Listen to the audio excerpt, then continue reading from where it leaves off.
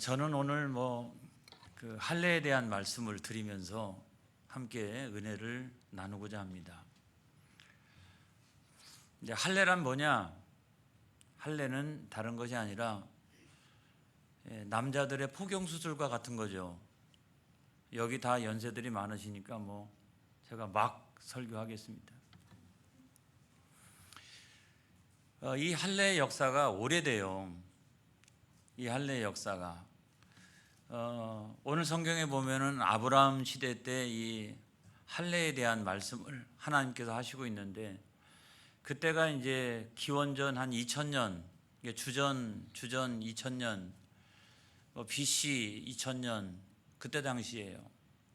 그런데 사실 그 애굽에는 한 BC 2300년대에 이 할례 얘기가 벌써 등장하고 있습니다. 모세오경에 나와 있는 할례 이야기보다도 그 이전부터 할례는 존재해 왔다. 그걸 우리가 어디서 알 수가 있느냐? 무깃도의 상하라고 하는 부조에 보게 되면, 여기 보면 그 바로나 아니면 그 바로의 아들인 왕자로 보여지는데, 의자에 이렇게 앉아 있잖아요. 그리고 옆에는 스핑크스가 이렇게 서 있습니다. 그리고 전쟁에서 승리를 하고 돌아가는 길인지 아무튼 축배를 들면서 많은 신하들의 이렇게 영접을 받으면서 이렇게 본국으로 돌아가고 있는 그런 장면인데, 저 무깃도의 상하의 그 정반대쪽에 안 보이는 쪽에는 어떤 장면이 나오냐면, 전쟁하면 포로들이 생기잖아요. 그 포로들을 손을 뒤로 이렇게 묶어서 옷을 다 벗기고 이 할례를 시행하는 아주 잔인한 장면이 나옵니다. 그러니까 자기네 나라 본국으로 돌아가기 전에 남자들을 다 붙들어다가 포로들은 강제적으로 할례를 시켜서 끌고 가는 그 장면이 바로의 반대쪽에서 일어나고 있는 그런 장면이에요. 그러니까 매우 잔인하게 이렇게 할례가 진행되었던 것으로 보여집니다. 그런데 할례의 기원은 이제 쭉 올라가 보면 어디까지 올라가냐면, 그 남아프리카 그리고 에티오피아 이런 데서 역사적으로 보면 할례를 시행했다라고 하는 어떤 기록이 있어요. 그때 당시만 하더라도 교통수단이 발달되어 있거나 상호 어떤 국제적인 교류가 막 있거나 그런 것이 아닌데, 그 지역을 중심으로 해가지고 할례가 시작이 됩니다. 풍습으로 할례가 시작이 돼요. 왜 그랬을까? 여러분, 그때는 대부분의 남자들이 어렸을 때 할례를 받는 게 아니고 사춘기가 되었을 때 아프리카는 이제 그 온도가 높잖아요. 날씨가 덥잖아요. 그러니까 그런 환경에서 남자들이 질병에 걸릴 확률이 아주 크고, 또 이로 말미암아서 여자들에게 그 질병을 옮길 가능성이 매우 크니까 아주 자연적인 이유로, 건강상의 이유로 또는 인체 구조상의 이유로 자연 발생적으로 그 아프리카 근처에서 그런 할례가 성행하고 있었고, 그것이 풍습으로 진행되어져 왔다라고 하는 어떤 그런 기록들이 있어요. 그런데 이게 이제 위로 조금씩 올라오기 시작합니다.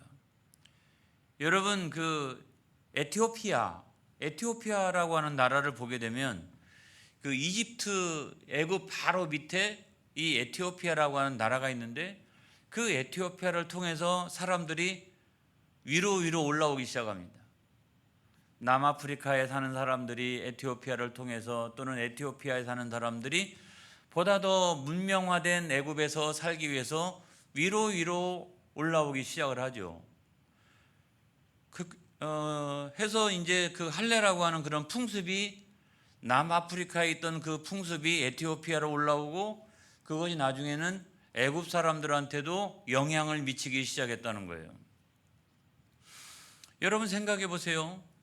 이 애굽 땅에 많은 에티오피아 사람들이 살고 있는데, 또는 남아프리카에도 올라온 사람들이 살고 있는데, 이런 사람들이 질병에 걸리면 그거는 그 사람들한테만 영향을 미치는 게 아니라 이미 애굽 땅에 많은 사람들이 올라와 살고 있기 때문에 이건 애굽 땅에 살아가고 있는 사람들한테도 큰 영향이 발생을 하게 됩니다.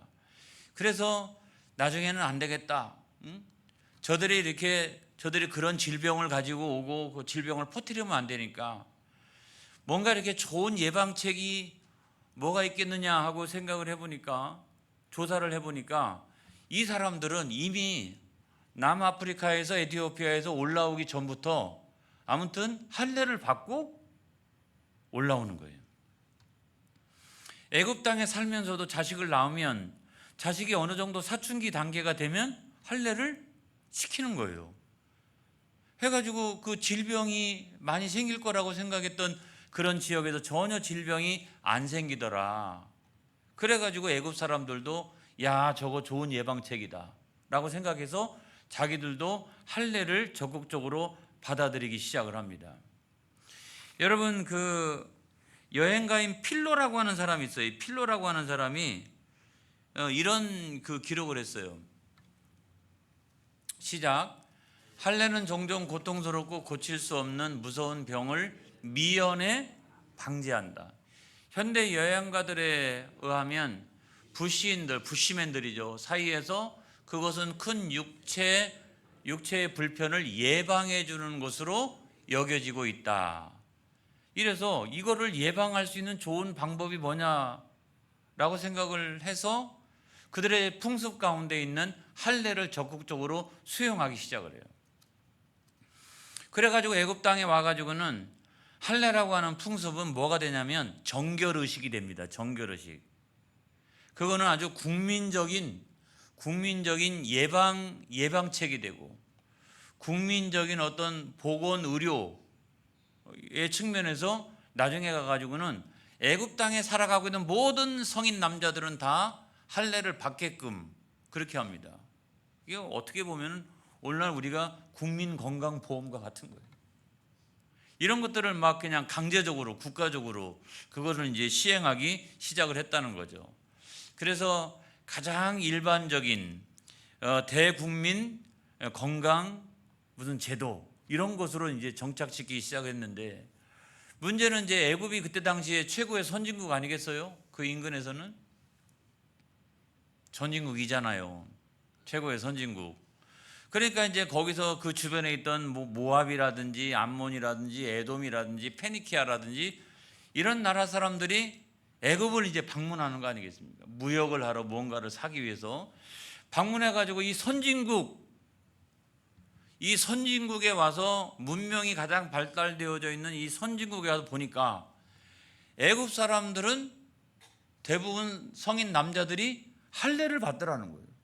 그래서 할례를 받은 사람은 문명인이고 자기들처럼 이제 할례를 안 받는 사람들은 미개인들이고 그런 생각들이 있는 거고, 그리고 남성으로 말미암아 그 생기는 어떤 그 질병이라든가 이런 것들이 그 미연에 방지가 되어지는 뭐 이런 측면들도 있더라. 그래서 그 정결의식을 받아들이기 시작해서 애굽으로 올라갔던 이 할례의 풍습이 정결의식이 되고, 이 정결의식이 그 주변의 모든 나라와 종족들에게 영향을 미치면서 고대 근동에 있는 모든 그 족속들은 대부분이 이 할례의 풍습을 가지고 있었다. 이런 말씀을 드리는 거예요. 이제 시간이 흘렀어요. 이제 생활 풍습이 어떻게 됐다? 정결의식이 됐다. 정결의식이 됐는데 애굽의 현자들이 이 정결의식을 종교의식으로 발전시켜 갑니다. 종교의식으로. 그리고 여기다가 철학적인 의미를 부여하기 시작합니다. 그래서 저는 공부를 너무 많이 해도 안 된다는 거예요. 우리가 이런 거 있지 않습니까? 쉬운 것을 너무 어렵게 이야기하고 어려운 것은 더 어렵게 이야기하고, 철학이라고 하는 게 개념이잖아요. 개념, 어떤 개념을 추출해내는 거잖아요. 개념을. 근데 그 개념이 학문의 발전에 있어서는 굉장히 좋은데 자칫 잘못하면 언어 유희에 빠질 가능성도 매우 크다는 거예요. 이 철학이라고 하는 것이. 아무튼 저 정도의 나이, 여러분들은 뭐 저보다 훨씬 더 위십니다마는 저 정도의 나이만 되더라도 인생의 경륜이 있지 않습니까? 경륜. 그래서 어렵게 이야기하지 않더라도 그런 철학적인 주제나 개념을 쉽게만 설명을 하면 다 이해할 수 있어요. 웬만한 철학적인 어떤 주제 이런 것들이요, 그렇게 어렵게 이야기할 거 없어요. 그거 조금만 쉽게 설명해 주면 우리가 다 이해할 수 있다. 왜? 우리는 그동안의 삶의 경륜이 있으니까. 그런데 자기들만 하려고 얼마나 어렵게 만드는지 알 수가 없어요. 그래서 저는 늘 언제나 쉽게 설교하려고 합니다. 제가 그 설교를 할 때 어려우세요? 얼른 내려가야 돼. 저는 그래서 아무튼 가급적 그 쉽게 설교하려고 그 노력을 하고 있는데, 자, 그런데 이제 그 이 할례라고 하는 것에다가 종교 의식을 부여하기 시작을 했죠. 그러니까 애굽의 종교라고 하는 건 뭐냐? 애굽의 종교는 거기에 엄청나게 많은 신들이 있지만은 애굽의 종교를 한마디로 얘기하면 이런 거예요. 풍요와 다신의 종교. 그렇잖아요. 바알도 마찬가지고, 고대 근동에 있는 모든 그 아세라 뭐 이것도 마찬가지고, 인도에 가보면 인도에도 뭐 3억 3천만 개의 신이 있다라고 그러는데 3억 3천만 개의 그 신들도 사실 다 따지고 보면 본질이 뭐냐, 본질이 그 신들이 존재하고 있는 본질이 뭐냐, 이 우상의 존재 이유가 뭐냐, 그건 다른 거 아니에요. 풍요와 다신에 있는 거예요. 그리고 아무튼 그 힌두교에서 나중에 불교도 나오잖아요. 불교. 이 자이나교가 나왔다가 자이나교가 불교가 되고 또 불교가 쭉 밑으로 내려와 가지고 동남아에 가 가지고 동남아에서 우리가 느끼는 불교는 이 중국이나 우리나라나 일본에서 느끼는 불교하고 조금 느낌이 달라요. 굉장히 개인주의적이에요. 그러니까 내가 잘 살게 해달라고 하는 거하고, 그 다음에 다산하게 해달라고 하는 거, 이게 이제 그런 종교적인 전통이 쭉 이어져 내려오는데, 어쨌거나 그 애굽의 종교라고 하는 것은 신들이 그 우상들이 여러 개 있더라도 가장 핵심적인 내용은 뭐냐면 이 다산과 풍요에 있다는 거죠. 여러분, 그 대표적인 신이 이런 신이 있어요. 오시리스하고 이시스라고 하는 신이 있어요. 자, 이거는 다 우상에 불과합니다. 진짜 있는 게 아니에요. 사람들이 만들어낸 거예요. 자, 여기 보면 저기 오시리스는 남성이죠. 남성신이잖아요. 이시스는 여성신이잖아요. 그래서 아무튼 오시리스와 이시스 사이에서 어떤 풍요가 이렇게 생기기 시작하고, 풍요가, 그 다음에 저 둘 사이에서 다산이 이렇게 생기기 시작하고, 그래서 대부분의 뭐 이집트나 동남아에 이르기까지 대부분의 그런 종교적인 것들을 보게 되면 이것이 다산과 풍요하고 대부분 관련성이 있다. 기독교와 명백히 다른 것이 바로 거기다라고 하는 부분을 제가 말씀을 드리는 거예요. 이집트에서도 여러분 이 바카스 신이 있습니다. 근데 그 축제일 때는 어떻게 하냐면 거대한 남근석을 만들어 놓고, 그 다음에 여자들이 막 그 인근을 갔다가 막 춤을 추고 막 이렇게 해요. 그러면 출산할 수 있다, 다산할 수 있다. 근데 나중에 그것이 그리스 로마로 넘어와 가지고 그리스 로마 신화에 바카스가 등장을 하게 됩니다. 근데 이제 거기서는 어떻게 나타나느냐, 활력의 신, 뭐 에너지의 신 막 이렇게 나타나고, 우리나라에서 이제 바카스라고 하는 음료를 우리가 마시고 있습니다만은 그거 다 똑같은 거예요. 뭐 에너지, 뭐 힘, 그걸 마시면 막 힘이 난다, 뭐 이런 거 아니겠어요. 그래서 엄청나게 팔리고 국민적인 음료가 되어지고 그렇게 하고 있는 건데, 이게 본질에 가가지고는 다 거기와 연관성이 있다, 이런 말씀을 드리는 거예요. 근데 그와 같은 애굽의 종교가 이 할례 의식과 어떻게 연결이 되어지느냐? 여러분, 할례도 이 다산과 풍요의 신, 이 지배하는 애굽의 종교에서 할례라고 하는 것은 어떤 거예요?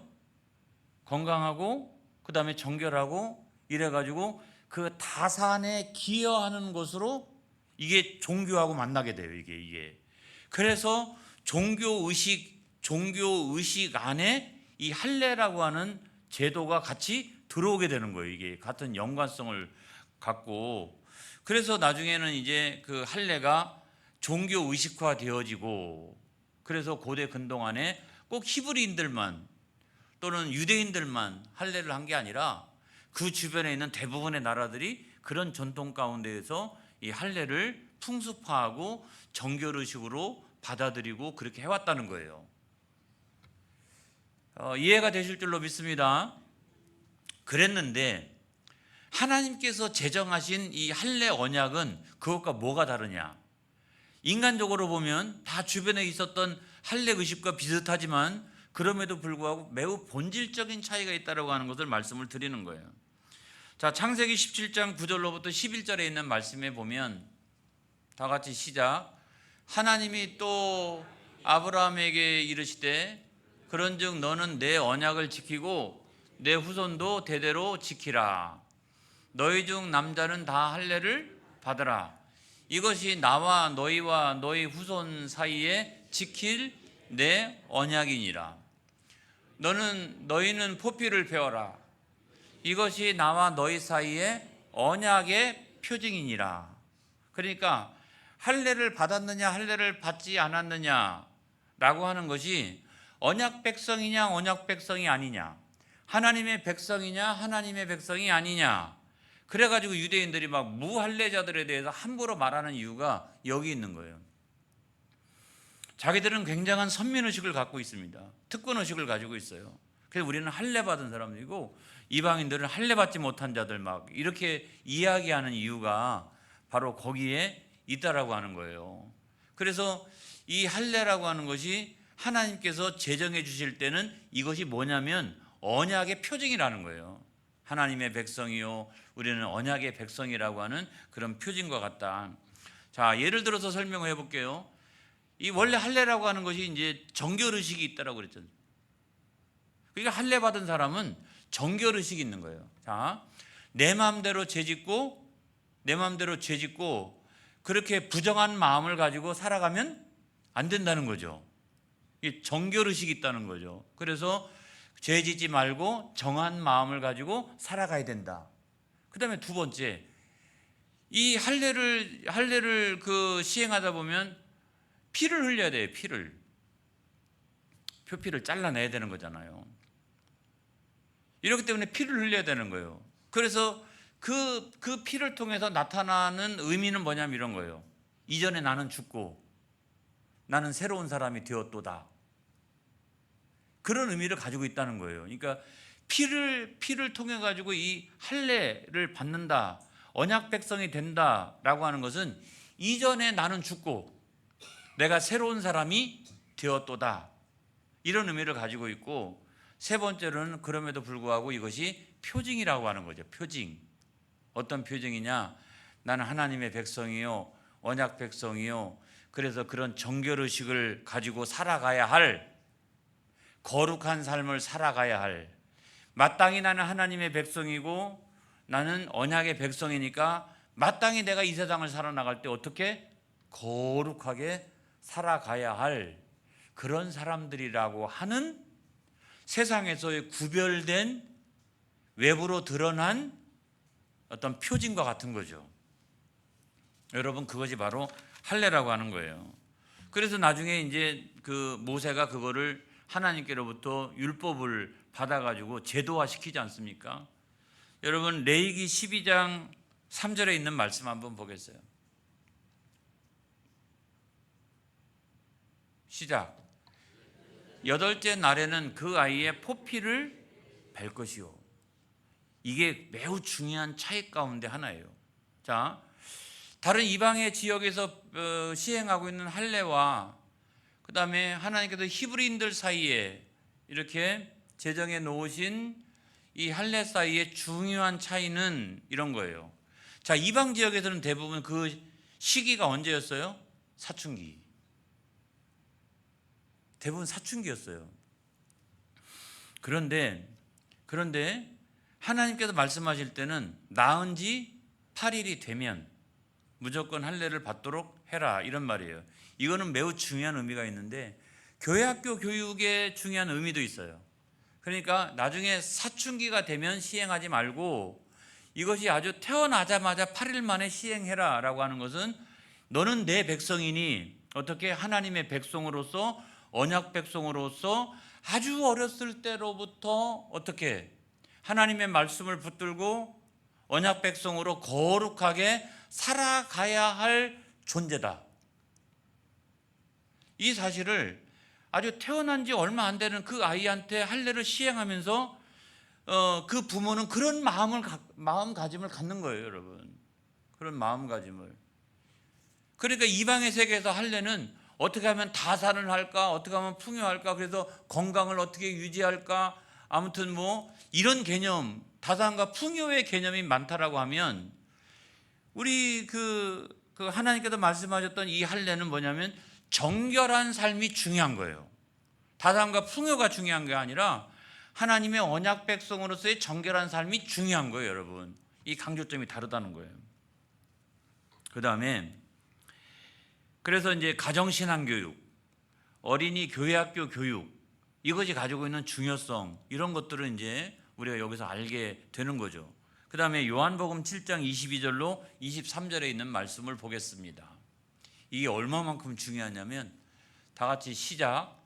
모세가 너희에게 할례를 행했으니 그러나 할례는 모세에게서 난 것이 아니요 조상들에게서 난 것이라. 그러므로 너희가 안식일에도 사람에게 할례를 행하느니라. 모세의 율법을 범하지 아니하려고 사람이 안식일에도 할례를 받는 일이 있거든 내가 안식일에 사람의 전신을 건전하게 한 것으로 너희가 내게 노여워하느냐, 이런 말씀이 있어요. 안식일이 되면요, 지켜야 될 것이 엄청나게 많아요. 지켜야 될 것이. 그리고 안식일에는 거의 꼼짝도 못해요. 집안 내에서만 겨우 이렇게 있어야 되는 거예요. 그런데 이제 아이가 태어났어요. 낳은 지 딱 8일째 되는 날이 안식일이 되었다 하면 안식해야죠. 안식해야 될 거 아니겠습니까? 그 다음날 한다든지 그 전날로 땡겨가지고 한다든지 아무튼 그렇게 되는 거 아니겠어요?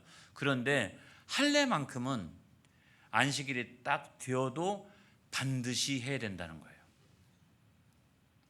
어떤 의미에서 생각을 해보면 안식일이라고 하는 형식보다 훨씬 더 중요한 것이 할례가 가지고 있는 정신이라는 거예요. 너는 어떻게? 너는 하나님의 백성이요, 너는 언약 백성이니 너는 하나님의 말씀을 붙들고 어떻게? 언약 백성답게 그렇게 너는 거룩한 삶을 살아가야 된다. 이것이 안식일이라고 하는 형식보다 훨씬 더 중요하다는 거예요. 그렇기 때문에 웬만한 것들은 안식일에 하면 안 돼요. 그런데 이 할례만큼은 안식일이 딱 되면은 안식일에도 할례는 해야 된다. 안식일을 지키는 것보다 훨씬 더 중요한 것은 하나님의 백성으로서, 언약 백성으로서 하나님 말씀 붙들고 거룩한 삶을 살아나가는 것이, 안식일을 지키는 것보다 사실은 이게 훨씬 더 중요한 거다, 이게 본질적인 거다 라고 하는 것을 말씀하고 있다라고 하면, 여러분 오늘날 우리가 이 의미가 우리들에게 주고 있는 교훈이 매우 크다고 생각합니다. 신앙이 자꾸 형식화되어져 가고 있지 않습니까? 내가 기독교인인 이유, 주일 그때가 되면 교회 나가고 예배드리고 그러면 나는 교인이야.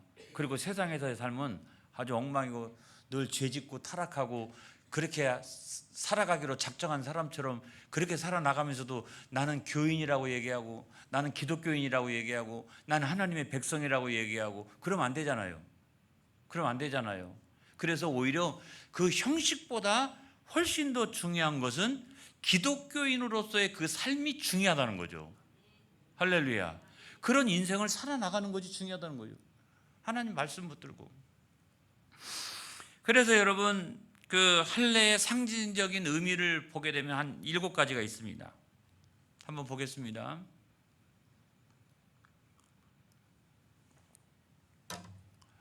자, 시작. 1.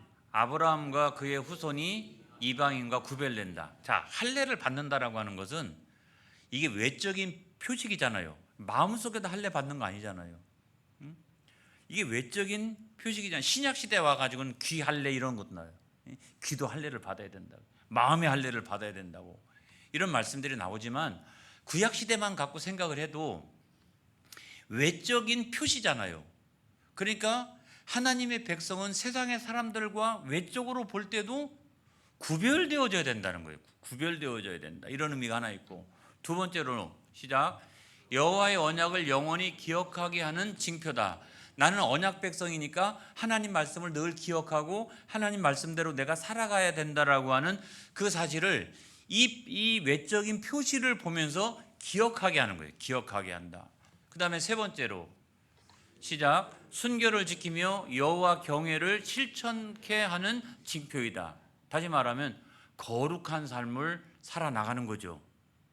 하나님을 두렵게 여기면서 거룩한 삶을 살아나가야 하는 사람들이 어떤 징표와 같은 거다. 그 다음 네 번째로 시작. 아브라함의 후손임을 의미한다. 다시 말하면 우리는 믿음의 사람들이라는 거죠. 우리는 하나님의 자녀라고 하는 거죠. 그거를 드러내는 표시인 거고, 다섯 번째는 시작. 선민의식과 공동체의 의식을 갖게 한다. 여러분, 선민의식을 특권의식으로만 너무 생각하고 그걸 자랑거리로 생각하면 안 된다고 제가 지난주에 설교하면서 말씀을 드렸어요. 오직 내가 하나님의 거룩한 백성이 된 것은 하나님의 은혜다. 우리가 자랑거리가 없다. 지나친 특권의식을 가지지 말아라. 이런 말씀을 제가 드린 바가 있는데, 그럼에도 불구하고요, 우리는 하나님의 백성으로서 그런 자의식이 있어야 되는 거예요. 그 다음에 여섯 번째로 보면 시작. 하나님의 언약에 대한 인간의 자발적이고 긍정적인 응답을 뜻한다.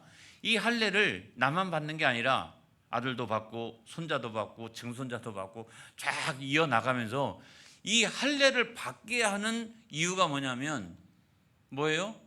나는 하나님의 백성, 나는 언약 백성으로 하나님 말씀을 붙들고 거룩한 삶을 살아나가기로 결단하는 것이 이 할례를 받게 하면서 너는 그렇게 살아가야 되는 거야. 너는 그렇게 살아가야 되는 거야 라고 이 할례를 시행하면서 자녀, 손자, 증손자 할 것 없이 쭉 그와 같이 할례의 의미를 설명을 한다는 거죠. 그러면 그 이야기를 듣는 손자나 증손자는 어떻게 생각을 하겠어요? 야, 이제 내가 이게 할례를 받았으니 나는 그와 같이 이제는 하나님의 언약의 말씀을 붙들고 그 언약의 말씀을 따라 살아가야 하는 언약 백성이구나 라고 하는 사실을 깨닫고 나는 앞으로 그와 같이 살아가겠습니다라고 하는 것을 결단하는 의식이라는 거예요. 자, 일곱 번째 시작. 신약시대 교회의 세례에 대한 예표이다. 자, 이게 왜 중요하냐면 이래가지고 할례가 쭉 진행돼 왔어요. 역사적으로 이렇게 쭉. 근데 나중에 시간이 지나면 여기 엄청난 의미가 이 안에 있잖아요. 지금 일곱 가지로 제가 설명했잖아요. 엄청난 의미가 있는데 나중에 가가지고는 어떻게 됐냐면 할례를 받았느냐 안 받았느냐. 아니, 할례를 받은 거하고 안 받은 거하고, 할례를 받았으면 하나님의 백성이고 할례를 안 받았으면 하나님의 백성이 아니고, 할례를 받았으면 언약 백성이고 할례를 안 받았으면 언약 백성이 아니고, 그래서 할례라고 하는 이 육체적인 어떤 표징만 나중에 중요한 거예요. 그리고 실제적으로는 그렇게 할례가 가지고 있는 굉장히 많은 중요한 의미가 있는데 이거는 하나도 생각하지 아니하고 그걸 실천해 가지 아니하고 할례가 형식화 되어진 거예요. 나는 할례 받았으니까 나는 교회 교인이잖아. 나는 교회 집사님이고 나는 권사님이고 장로님이고 나는 목사잖아. 이것만 남으면 안 된다는 거죠. 이것만 남으면 그것이 할례의 의미가 아니라고 하는 것을 여기서 우리들에게 깨닫게 해주는 거예요. 그래서 예수님께서 오시고 난 다음에는 육체의 할례를 강조하기보다 예수님께서는 마음의 할례를 강조하셨어요. 그래서 외적인 표식을 자랑하기보다 내적인 증거를 가져라. 그것이 뭐냐고 하면 믿음이라는 거예요. 그러니까 겉으로 할례만 받았으면 뭐예요? 믿음은 하나도 없는데. 그러면 안 되잖아요, 이거. 그러니까 할례를 받긴 받았는데 믿음은 하나도 없어요. 믿음은. 그러면 안 되잖아요. 이거 어떻게 하나님의 백성이라고 이야기할 수 있겠어요? 그 안에 그리스도의 영이 없으니 어떻게 이 사람을 그리스도인이라고 얘기할 수 있겠어요? 그래서 예수님께서는 나중에 이 형식만 남아있는 할례를 뭐로 나중에 이거를 세례의식으로 이렇게 세례의식으로.